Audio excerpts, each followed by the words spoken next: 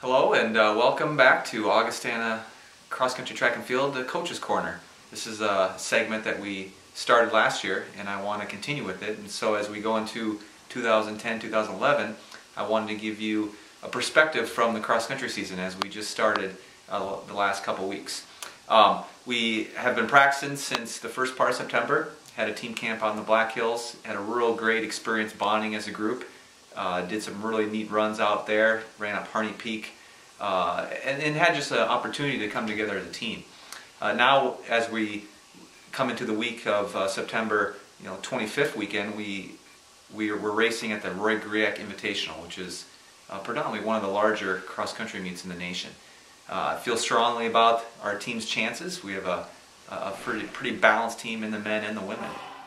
One of our better teams in the men, I think, is this year. We have a lot of depth, we have a lot of experience, and I think we have a group of guys that have been working really hard and excited about the opportunity that they have this year.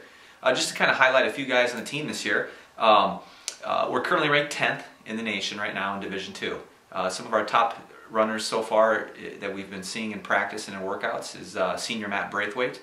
He was our top runner last year at the National, 41st, just missing out on All-American, and he's looking just as fit this year as he was last year. Austin Vandenberg is a fifth-year senior that is back again and having another good season for us so far. I look for him to continue to improve upon his running. We have a couple other fifth-year seniors. I think that what adds to the strength of our men's team. We have Daniel Black, who had a breakout track season last year, who was a provisional qualifier in the steeplechase. And then also we have Brian Warner, who is done with track eligibility, but is having a real strong fall campaign in cross country, and he's looked pretty strong so far this fall. Also, to add on top of that, we have our returner standout performer Tom Carbo, who was an All-American on the track for us. He's not going to race until later in the season just because of his extended season through the summer. He was back home in Norway competing.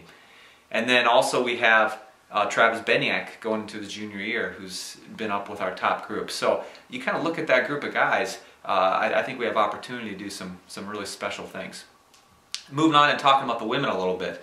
The women are currently ranked 11th in the nation. We returned some strong individuals. Kyle Blakesley is a sophomore, and she was our #1 girl last year, 41st at the National, just missing on All-American. Had a real strong track season. Now we have also some addition of some of our standout Norwegian athletes, Runa Falch and Kristen Brandbo, and I expect them to be up with our top group every race that we run.